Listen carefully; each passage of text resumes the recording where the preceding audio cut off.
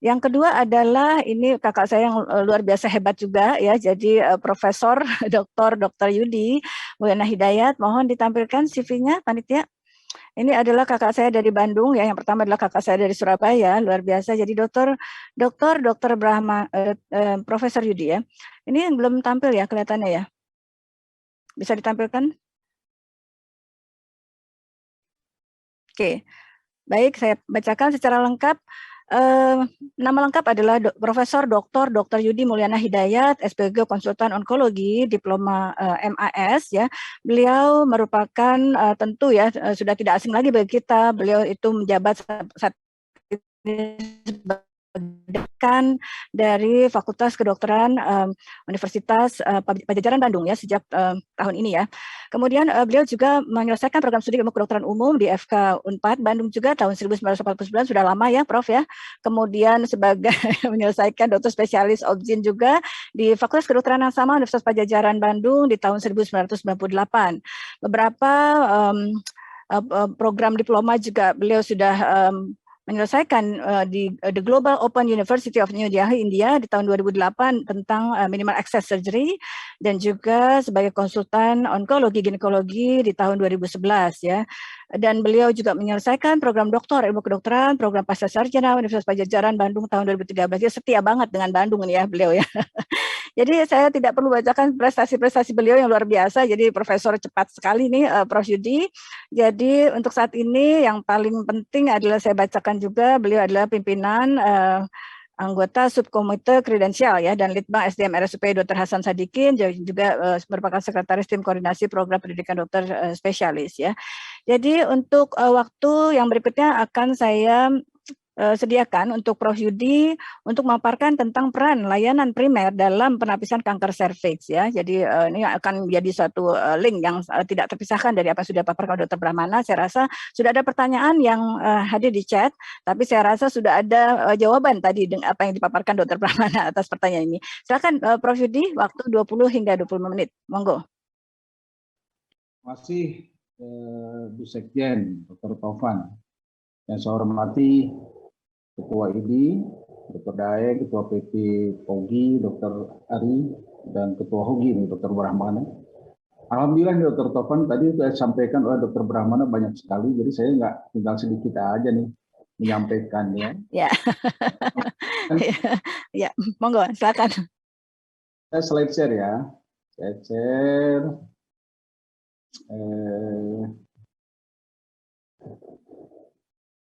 Udah kelihatan belum ya?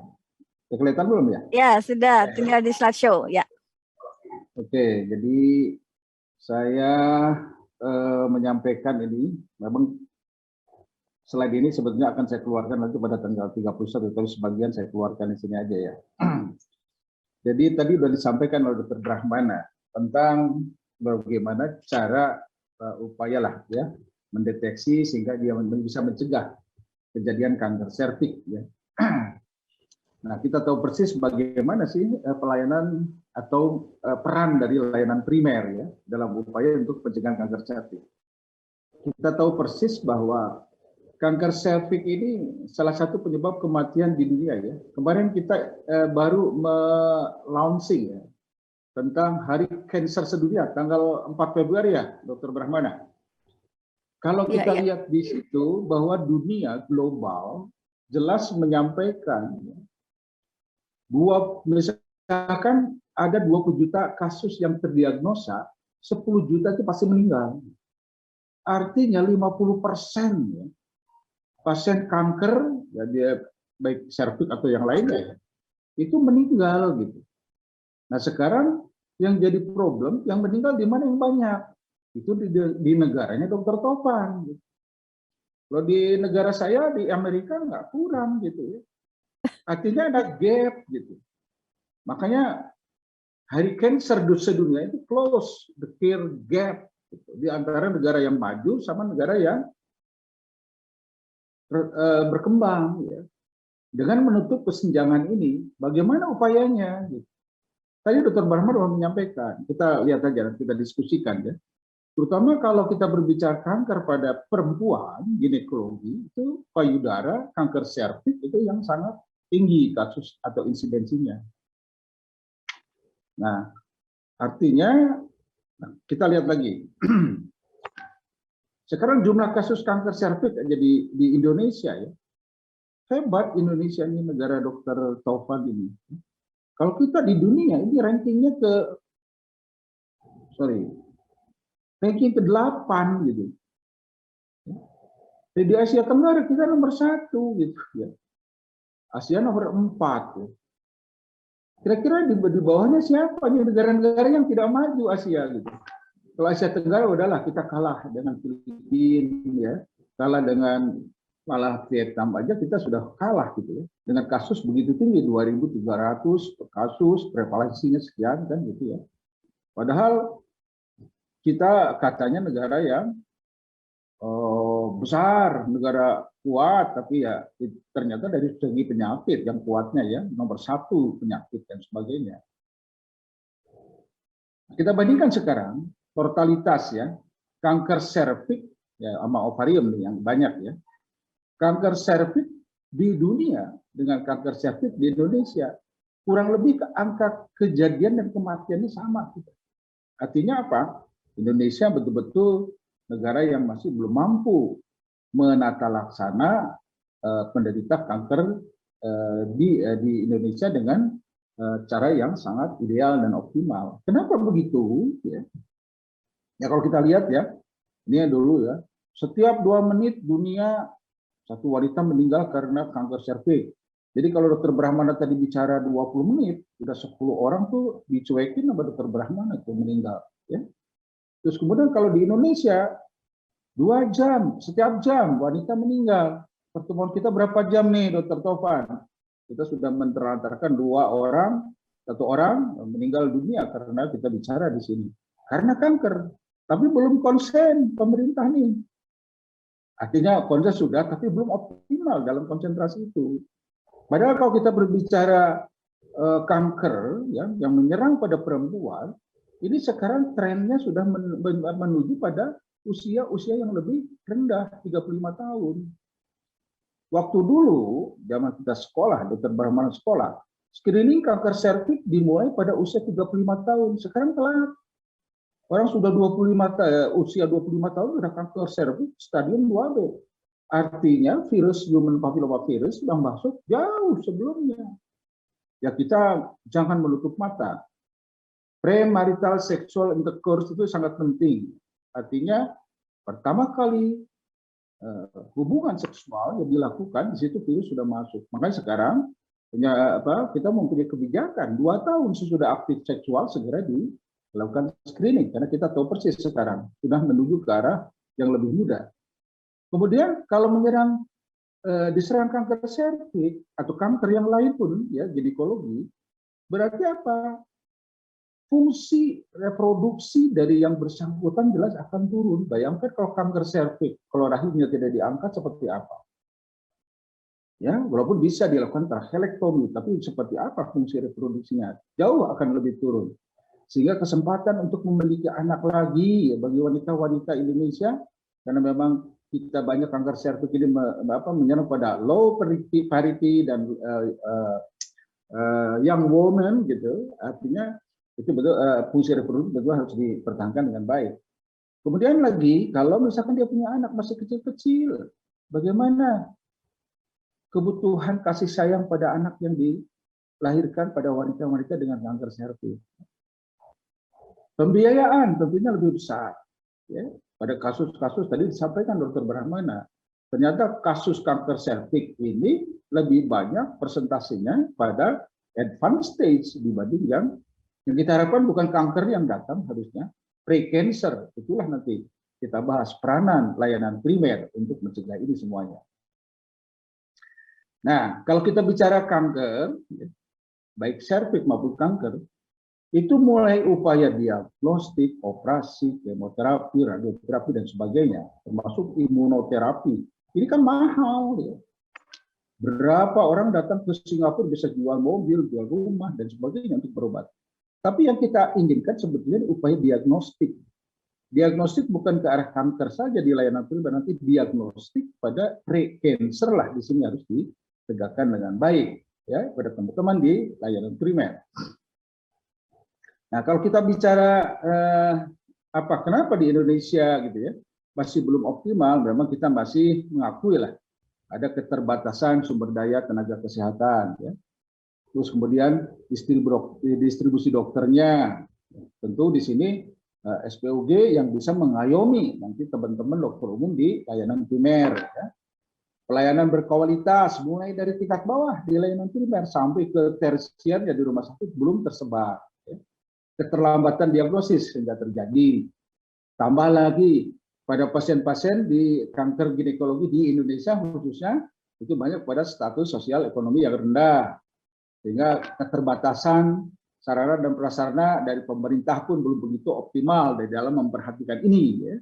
Jargon-jargon muncul, apalagi kalau menjelang pilkada, ya. Semuanya bilang kesehatan ibu dan anak, tapi buktinya nggak ada. Nah itu yang terjadi. Ya. Nah kemudian kalau kita berbicara pengendalian kanker khususnya karena kita yang paling banyak adalah payudara, nomor 1 tadi Dr. Barma menyampaikan, yang kedua kanker serviks, kita bisa mengatakan bahwa kita sudah melakukan upaya deteksi, ya, dan ada signifikan bila deteksi dini sudah dilakukan pada 80% populasi. Di Indonesia 80% populasi berarti kalau penduduknya 300 juta, 80%-nya berarti 260 jutaan. Kita harus lakukan. Tapi apa yang terjadi? Dr. Sopan sudah teriak-teriak. Di Indonesia baru 4,31% gitu, upaya deteksi. Jawa Barat aja nih contoh di negara saya nih 1,7%. Artinya apa? Sudah mampukah? Sudah optimalkah kita melakukan deteksi? Ya? Kita belum bisa mengeroyok, ya, belum bisa sama-sama mempunyai kepedulian yang sama untuk menurunkan angka kejadian kanker dengan merasa bahwa ini bukan programnya Dr. Brahmana di Hobi atau Dr. Ari di Pogi, ya, atau dokter, tapi semua lapisan masyarakat harus mempunyai kepedulian yang sama untuk menurunkan angka kejadian ini. Jadi ini tugas kita bersama, bukan tugas perorangan. Nah, kalau kita lihat distribusi rumah sakit, memang kalau kita lihat ya, memang belum merata. Ini peranan siapa? Ya sama-sama, terutama pemerintah yang mempunyai regulasi.